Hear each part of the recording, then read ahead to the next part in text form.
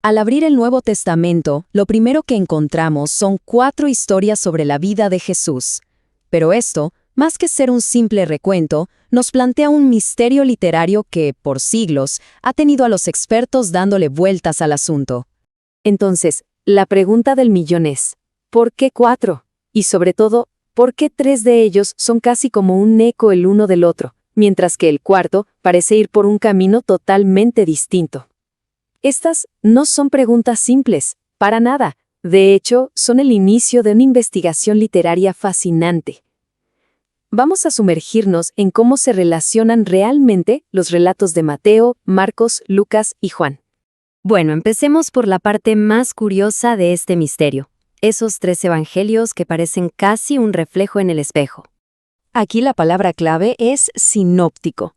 Viene del griego y significa, literalmente, ver juntos.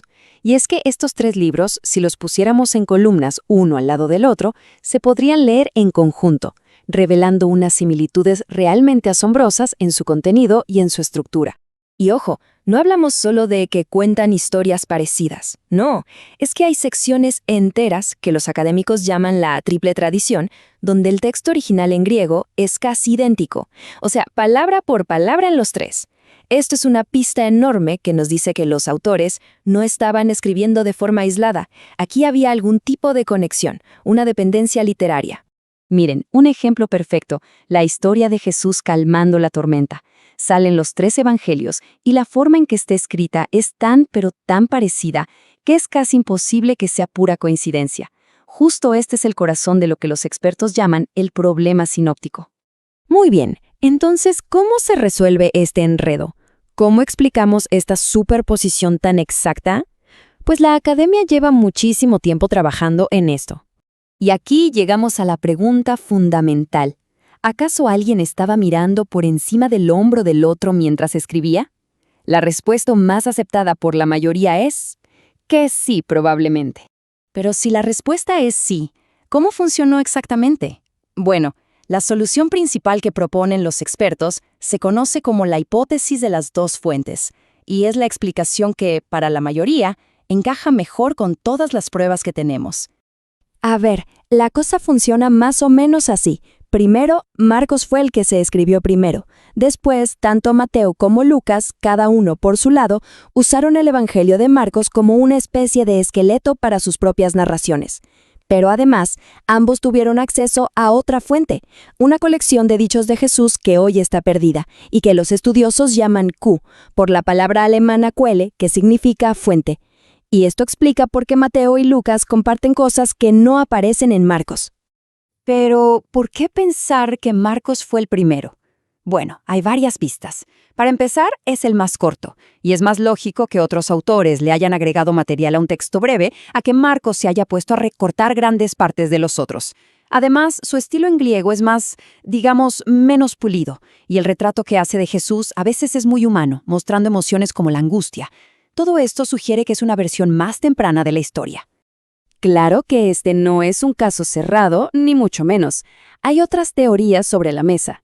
La hipótesis de Griesbach, por ejemplo, dice que Mateo fue el primero y que Marcos es como un resumen de Mateo y Lucas. Por otro lado, la hipótesis de Farrer se deshace de la fuente Q, sugiriendo que Lucas simplemente usó a Mateo como fuente. El debate, como ven, sigue abierto. De acuerdo, ya hablamos de los 3 hermanos que se parecen tanto.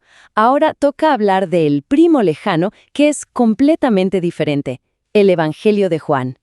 Desde la primera página, es obvio que Juan juega en otra liga. No comparte la misma estructura, ni mucho menos esa redacción casi calcada de los otros 3. Presenta una perspectiva de verdad muy, muy diferente.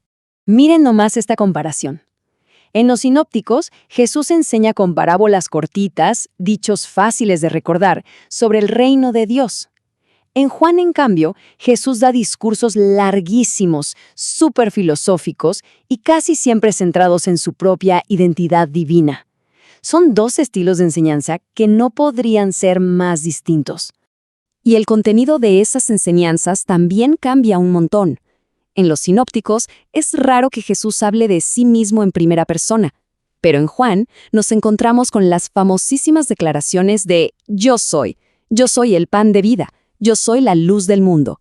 Son afirmaciones directas sobre su divinidad que simplemente no encontramos en los otros evangelios.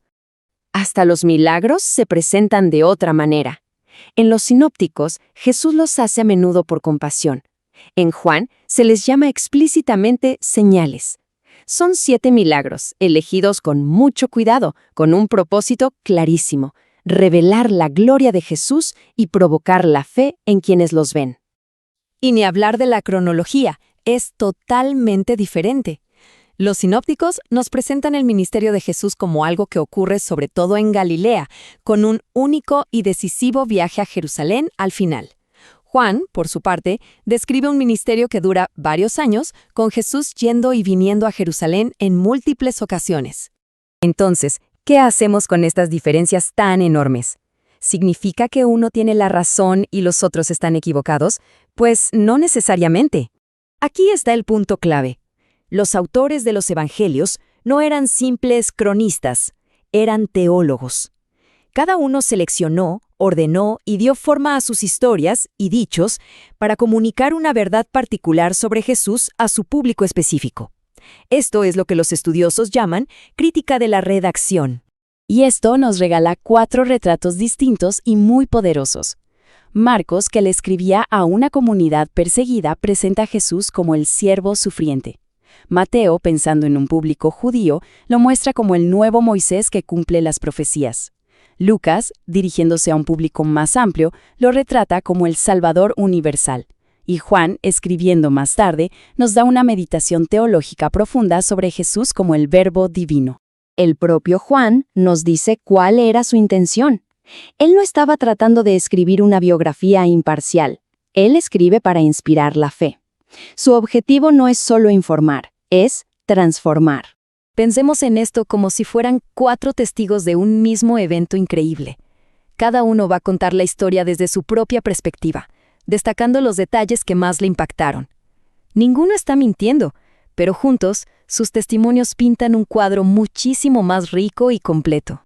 Así que, al final, el rompecabezas de los 4 evangelios no es tanto un problema que hay que resolver, sino una invitación. No nos da una sola fotografía, sino una galería entera de retratos. Y la pregunta que nos deja en el aire es, si miramos estas 4 perspectivas juntas, ¿qué imagen más profunda y completa de Jesús es la que emerge?